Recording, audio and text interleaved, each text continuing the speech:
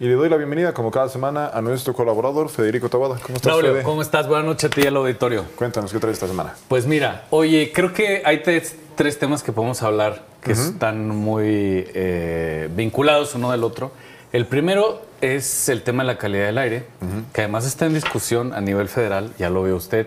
Hubo alguien que quería cerrar 2 refinerías, bueno, realmente una, porque una nunca estuvo abierta. Porque la no de existe. Tampico. Pero, bueno, hace unos días hubo algunas contingencias, se declararon contingencias por ozono en la Ciudad de México. Y empezaron a haber muchos comentarios en redes sociales. Yo iba en la calle y me preguntaban, o algunas amistades y demás. Y creo que vale la pena que empecemos a explicar algunas cosas. Bueno, la calidad del aire en la Ciudad de México es algo que se viene midiendo desde 1990, más o menos. Y cada vez con mayor rigor y con mediciones mucho más precisas. Esto lo comento porque, bueno, hemos visto cómo ha ido mejorando la calidad del aire, pero no necesariamente los días de contingencia han bajado drásticamente, ¿no? ¿Esto por qué se debe? A que los niveles cada vez son más estrictos. Si tu nivel cada año es más estricto, entonces tus días de contingencia no necesariamente van a bajar, pero sí se disparan a un nivel menor de contaminantes o de criterios, digamos, ambientales. En este caso es la época del ozono. ¿Por qué? Porque no hay lluvias en estos meses. Entonces, digamos, la Ciudad de México es algo que llamamos una cuenca endorreica. Esto significa que todo el aire y todas las partículas que hay en la ciudad es difícil que salgan a pesar de que haya viento, porque digamos están en un valle. Esto a diferencia de ciudades como Pachuca, que no tienen esa dificultad, los contaminantes que generan se limpian con el aire. Además en Pachuca hay mucho aire, por eso le llaman la Bella Airosa. Pero en la Ciudad de México eso es complicado, entonces digamos casi todas las partículas se quedan aquí encerradas y llegan con los grandes vientos a limpiarse o a limpiar el aire y con las lluvias. Pero como no ha llovido en los últimos meses, pues se han disparado los niveles de ozono y eso es lo que ha generado este tipo de contingencias. Pero debemos estar tranquilos porque cada vez las mediciones son mucho más estrictas y esto no significa que la calidad del aire cada vez esté peor, ¿no? Esto tenemos que vincularlo también a el segundo tema que tenemos hoy, que son las sanciones que hay muy importantes, 1000 sanciones diarias por invadir el carril del Metrobús. El Metrobús lo vemos en Insurgentes, lo vemos en algunas otras avenidas, pero tiene un carril preferencial. ¿Esto por qué? Porque el Metrobús está moviendo a 120 personas. Entonces lo que queremos es que tenga una circulación mucho más ágil en comparación con el resto de los vehículos. Y ha habido 1000 sanciones diarias en el último mes. Para que usted esté enterada o enterada, estas sanciones van de los 4,200 pesos a los 6,600 pesos. Así que ya lo sabe, para que no invada el carril del transporte público y entienda también usted la lógica de esto. Queremos que más gente se mueva en transporte público, por eso incentivamos a que en el carril de Metrobús pues solamente circule Metrobús y tenga una velocidad pues más alta que un vehículo promedio. Solo comento esto, la velocidad promedio de circulación de Metrobús en la ciudad es de 20 kilómetros por hora.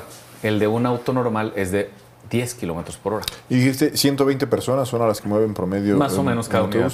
Que sí. Sería casi como el equivalente a que se movieran 60 coches, porque generalmente los coches no van llenos. Sí, los coches tienen en promedio 1.2 personas trasladándose. Es decir, entonces serían como 80, 90 vehículos que son sustituidos por una unidad de Metrobús. Eso evita emisiones, el tema que platicamos anteriormente, y permite que la gente se mueva de manera más ágil. Excelente. Esto también lo comento porque, bueno, en esta discusión que ha habido a nivel federal de si cerramos refinerías, de si no las cerramos y demás, yo creo que si realmente nos preocupa el tema de la calidad del aire en las ciudades, tendríamos que hablar mucho más de transporte público que de cerrar refinerías. Porque las refinerías lo que hacen es generar combustible que alimenta a los vehículos de una ciudad. Si limitamos el uso de vehículos en algunas ciudades, como puede ser Monterrey, como puede ser en Salamanca, como puede ser en Cadereyta, como puede ser en Tamaulipas, pues entonces la calidad del aire será mejor. No estoy diciendo que las refinerías estén exentas de eso, Pero al fin de cuentas es un círculo vicioso. Y sobre esto que comentas del transporte público y específicamente de Monterrey, tú eres originario, que no oriundo, de Monterrey, y no podemos decir que sea una ciudad con una gran infraestructura de transporte público. Sin embargo, ahorita nos lo decían, los contaminantes por transporte en la zona metropolitana de Monterrey van del 40 al 45%.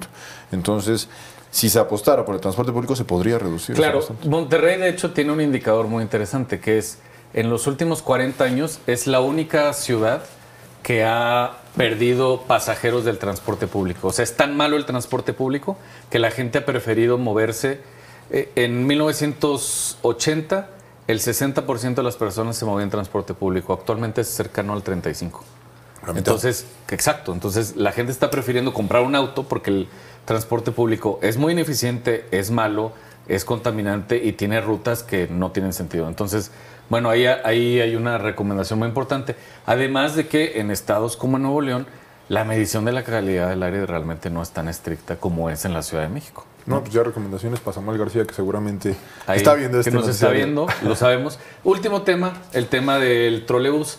Usted lo sabe muy bien, se está construyendo una línea de trolebús, que es la línea 10, que va de Constitución de 1917 a Mixcoac, que es decir, del oriente al poniente. Y ya están iniciando las fases de pruebas, las unidades que estarán sustituyendo los microbuses que había en Avenida Ermita, en Eje 8, aquí en la Benito Juárez. Y eso viene bastante bien porque entonces sustituiremos cerca de 400 microbuses con cerca de 120 trolebuses, que son eléctricos, que no generan ruido, que son más eficientes y que tienen mayor capacidad, tienen 3 veces más capacidad que un microbús. Entonces, esas son buenas noticias para la ciudad. Ya lo hemos dicho aquí, lo hemos platicado muchas veces. Si una política de movilidad en una ciudad quiere ser exitosa, tiene que enfocarse en mover personas, no en mover vehículos. Y eso es lo que está haciendo esta nueva línea, que estamos viendo ya en operación y que pronto estará en funciones. Excelente, mi querido Fede. Y nada más comentarte, antes de despedir la sección, que el próximo 20 de marzo vamos a tener otro de los más de 20 estrenos que tenemos en Capital 21, es Civitas, y ahí se va a hablar precisamente de muchos problemas y muchos temas de la ciudad, pero también vamos a hablar de movilidad, de contaminación y de todos estos temas que les interesan a las y los capitalinos. Mi Fede, nos vemos por acá aquí estaremos la próxima semana. Recuérdenlo, 20 de marzo. 20 de marzo tú también, Fede. Te voy a preguntar de esa programación.